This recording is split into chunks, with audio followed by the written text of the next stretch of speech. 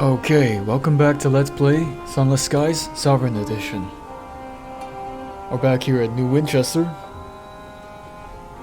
Last episode we took a southerly circuit and we encountered some very terrible things down here at the Desolation of Saliba. Yeah, that's something we're gonna have to consider the next time we travel that way. But, real quick, first thing I wanted to do hopping back on is adjust our mods. So right now we have a bridge slot and an auxiliary slot that are open, and I was perusing through my bank and I found some mods that would be useful. The speciometer, a saying device, a sophisticated machine for the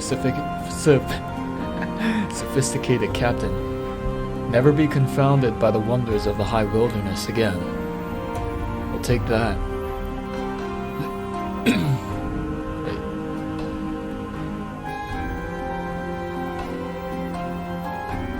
Okay, and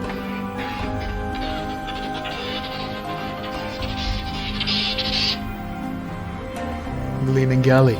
Last episode, we dropped below 12 crew, and I guess that was our minimum safe manning number, and 14 just really isn't. It's too close to 12, so I'll be adding this too. Gleaming Galley. Enameled cabinets, 8 hobs, a full set of sharpened utensils, a table big enough for the whole complement. Your cook will weep, and then wipe the tears away with vinegar if they want to keep the place shiny. Okay. Right, and then can we swap our gun for the Vala? No, mirrors at 45. That's like the one thing that's really holding us back right now is our mirrors. So we're at 30 right now, and ideally we'd use our next 5 levels to boost up mirrors by 25, and that'll actually give us access to a lot more things. So why is that not working? Okay. And our 5 for Carillon, 5 for Magdalens. We need more crew. More crew. Yeah, okay, that's good. Alright, so all that's left to do really is start finishing Polmir's quests, and yeah, just keep looping around. So that's what we're gonna do.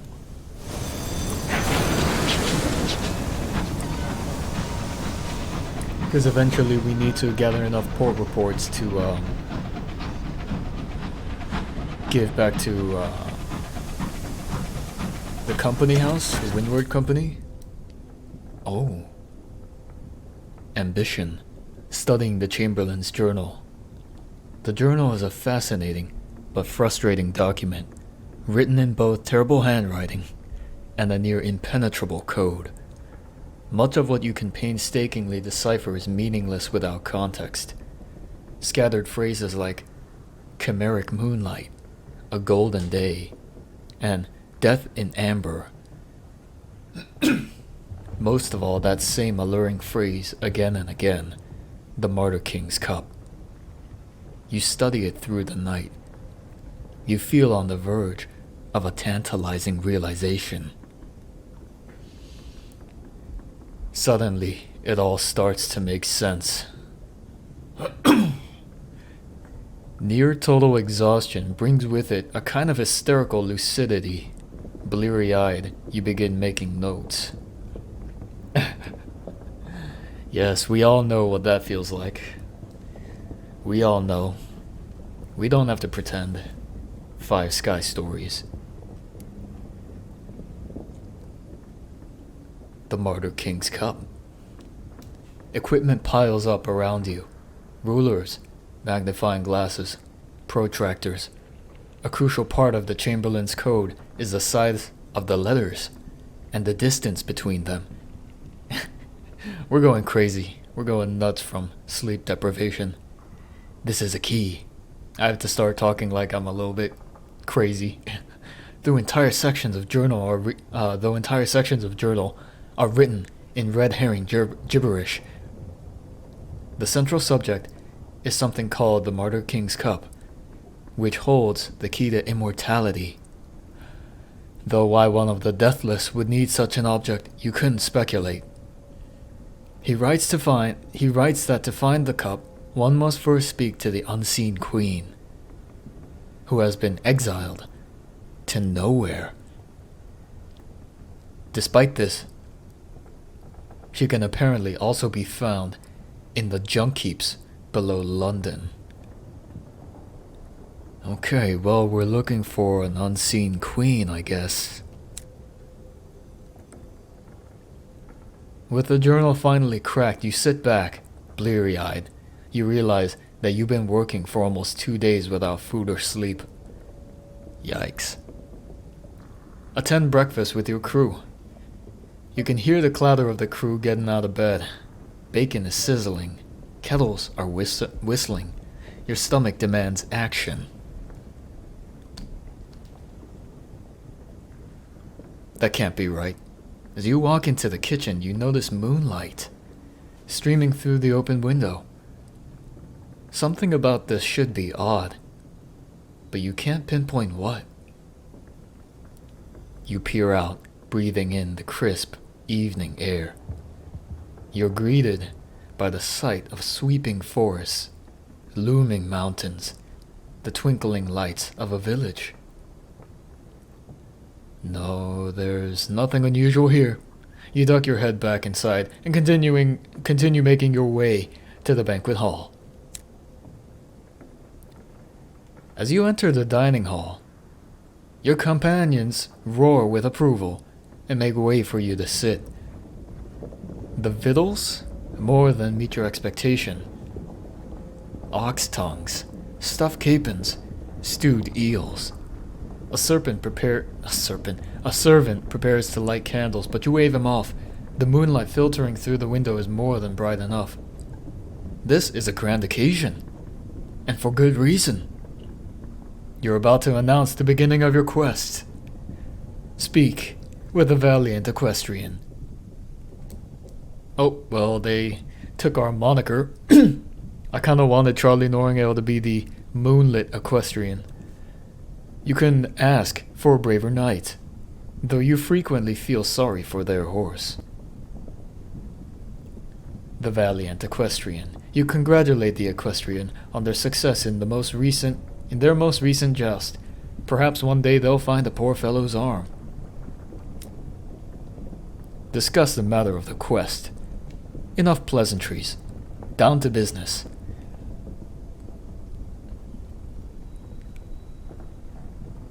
The quest begins. Of course, you tell your companions you will face trials as you seek the Martyr-King's Cup. But you command the finest band of knights ever assembled.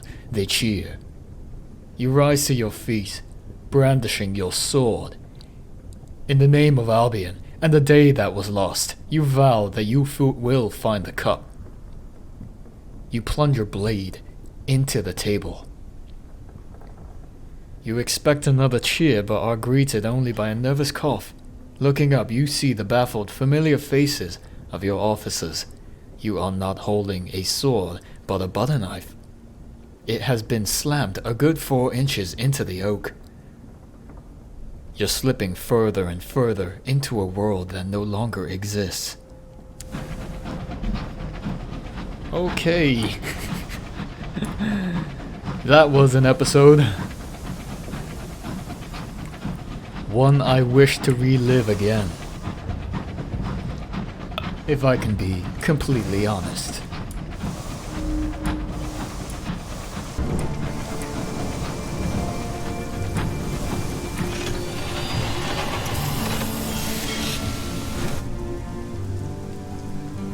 A quiet day in Port Avon. A pleasant breeze wafts through the village, making even its pricklier residents relax their guard and welcome guests. Yeah, play around the cricket. One of the teams is a person down. A rare chance to join the games. The endless match. Nobody seems to remember how long this game has been going on. Just that the score is now almost a formality. You play your parts, and points are scored. Yet by the time you leave, it is no closer to an end. Nobody seems to mind. It is, after all, cricket. Yeah, okay. 3. I need to get more. Share exotic gossip with the locals. They're always hungry for news, the more trivial the better. Making friends. You make for the nowhere, the local pub, where you can be sure of an audience. Ears bend to overhear your conversation about a London scandal. One resident even buys you a drink, an unquestionable honor. Okay, write a poor report.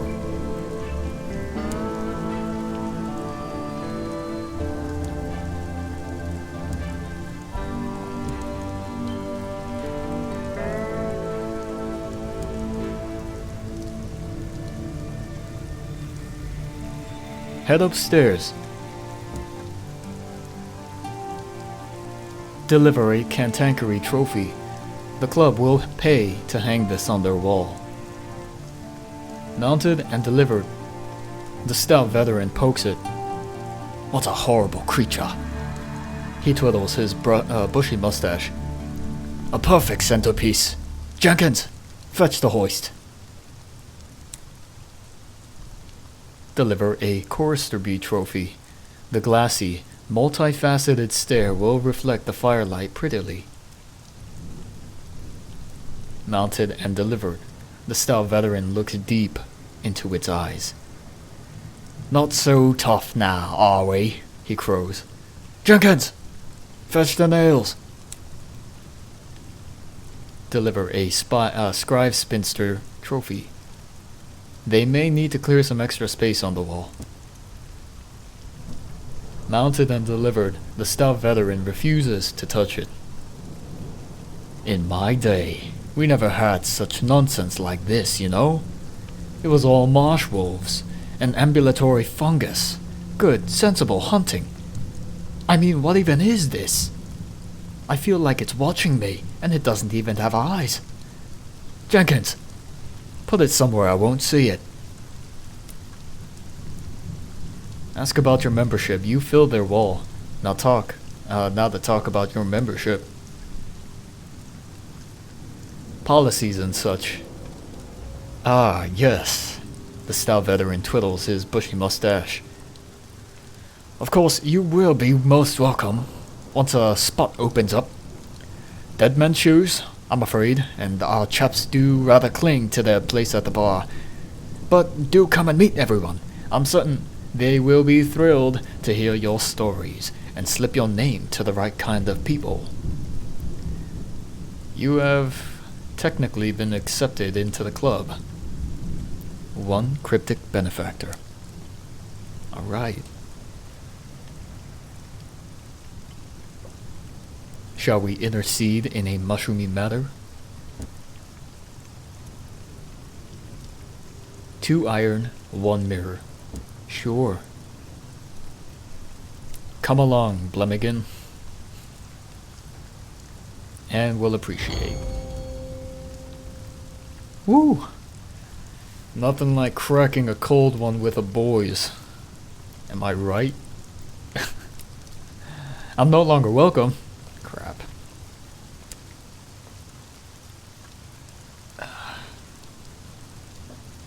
In that case, I'll take one more. And I'll head to the Cyclopean ruins and take a vision of the heavens.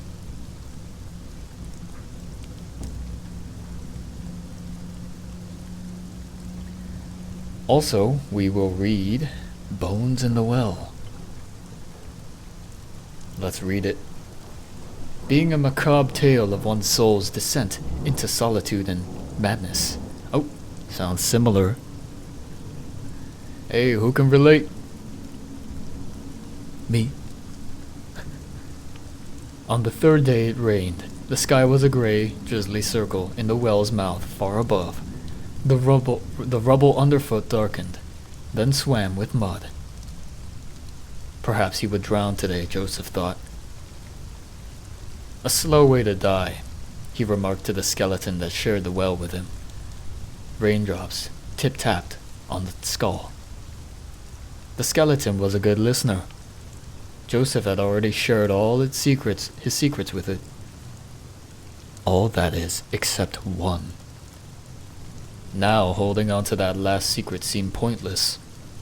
After all, he was likely to drown before dinner time. He cleared his throat. It was I who pushed you, he confessed. Joseph, Joseph, Joseph.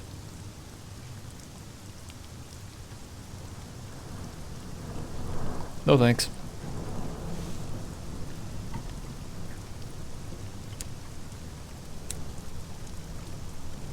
And we're off.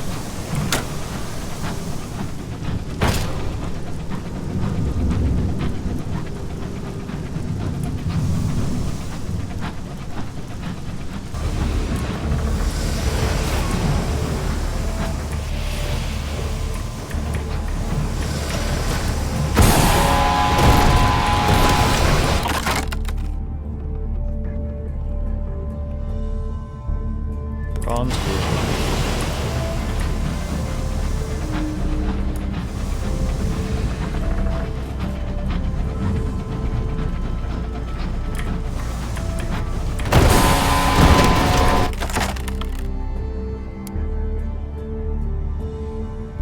Verdant seeds.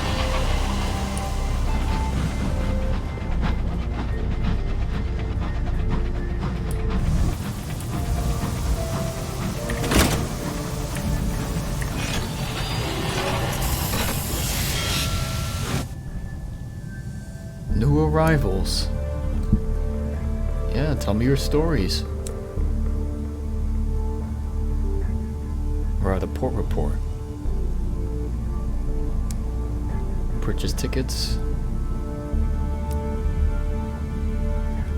Attend a performance.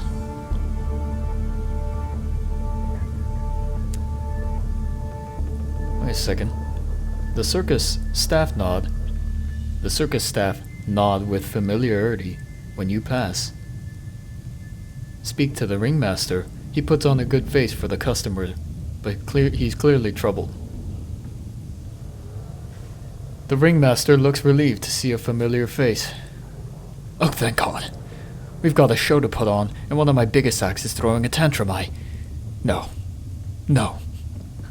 He pauses, toying with his exquisitely managed mustache as he looks you up and down. I don't suppose you've ever considered stepping into the ring yourself.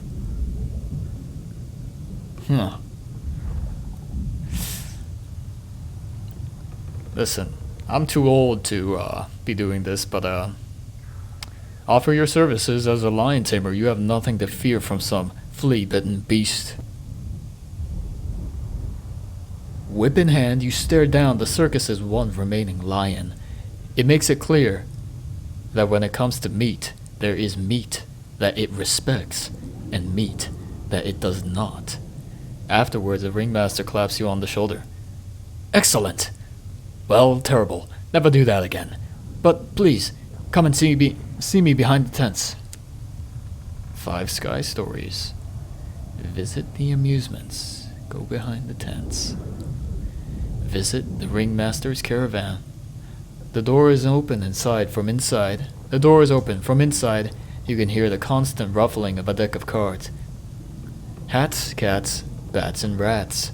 The ringmaster is sat on a fat cushion, idly shuffling a worn pack of playing cards. He smiles warily at you. I asked the cards about you. He draws from the top of the deck, sets them on the table. They say you can help. He then places them back into the deck and bids you shuffle and draw for yourself. The cards are the same. He smiles the same weary smile. Looks like they haven't changed their minds. This is what work I can offer you. A commission to repair the magician's props. Ada bats, the magician's props are in need of fixing the ringmaster's size. Accept a commission to reclaim the acrobat's twin. 4 of hats. One of them has run away. Again, the ringmaster huffs. It's time to bring them home. Accept a commission to purchase costumes for the clowns. 2 of cats. The clown. The costumes are not for the clown but for his pet geese, Cuddles, and Ruffles. He's not funny without them, confides the ringmaster. Accept a commission to post flyers for the strong woman. 6 of rats. Ideally, the strong woman's act is to lift unusual objects brought in by the crowd. The problem is, no one knows they're supposed to bring anything. Let's go fetch the acrobat's twin. They take turns, I think, running away. They won't come back until they get into trouble, but the cards say that trouble has happened. You'll find them in Lustrum. That's a long ways away.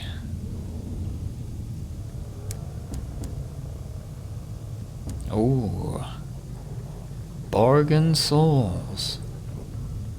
A congenial vagabond sells bottled souls in the shadows between the tents. He unwraps one. It blazes. This is no parson's soul. No milkmaid's. Not even a prophet's soul burns so brightly. Where did he get it? The vagabond smiles. Sure. Sure. Whatever.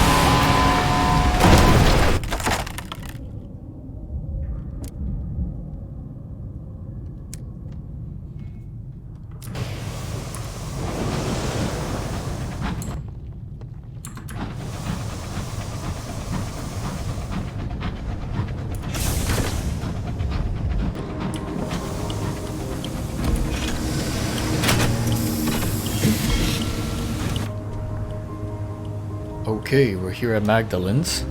Let's drop off our honey.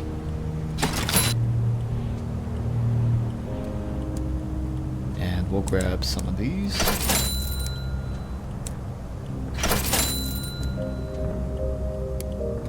And we will purchase an old journal, the diary of another skyfarer full of dark secrets of a sinful life.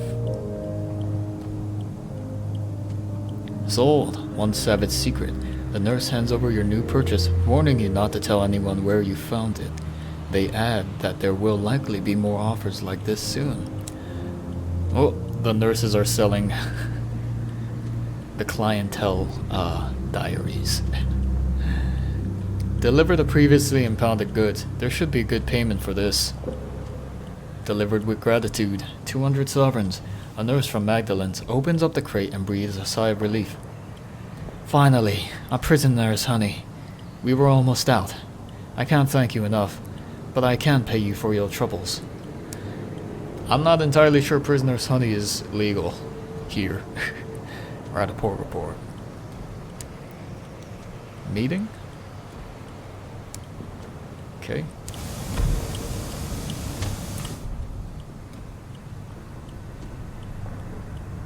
I think I have to treat myself one time.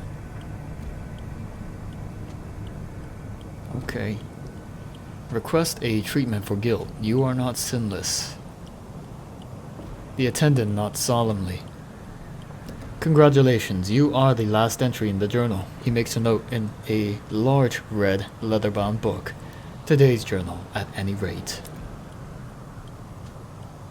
The attendant holds up a candle before 4 doors of mirrored glass. 4 of our staff are available today. Each has their own specialty. Their names are not yours to know, only their craft. He smiles suddenly, his teeth gleaming like links on a chain. You know yourself best. Who can tend your wounded heart? Whoever you need, you can find behind one of these doors.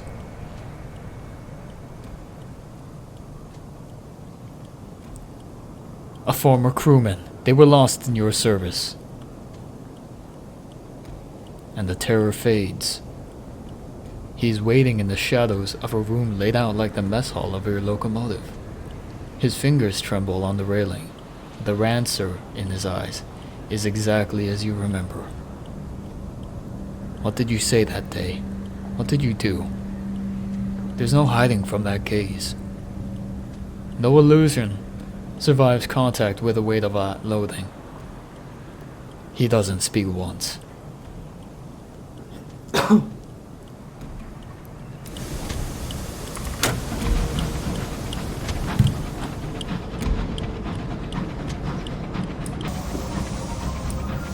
Okay, let us say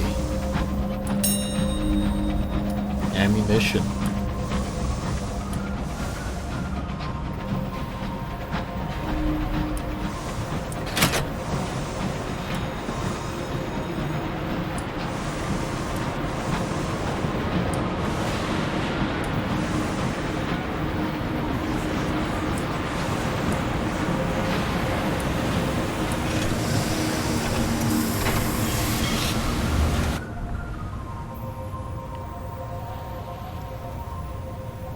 Let's explore. Take a factory tour. Today, the factories of Port Prosper are open to the public.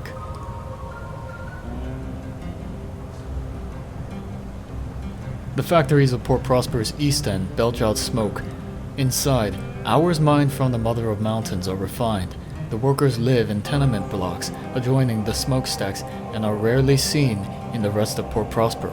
Today, the owner of the Windward Refinery is allowing visitors to tour his factory.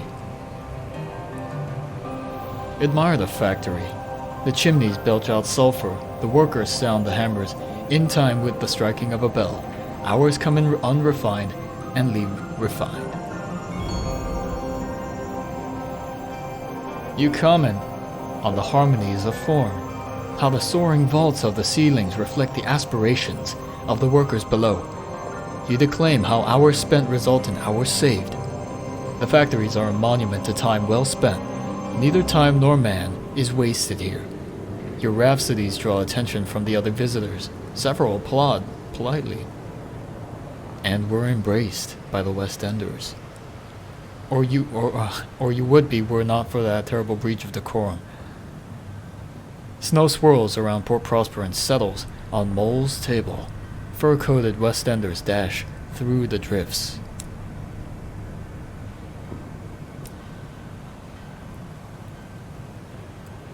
Out for transport. Jeez, this is not doing good for me to gather all these settlers.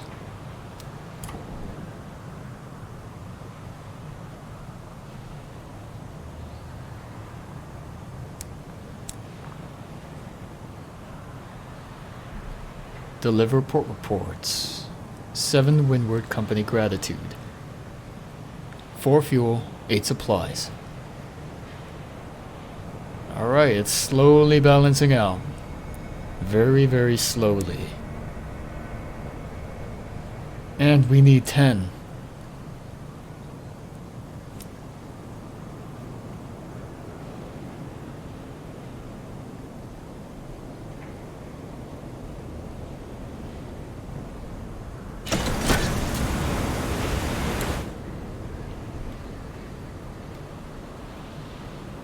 I think that'll be that for today. See you in the next episode.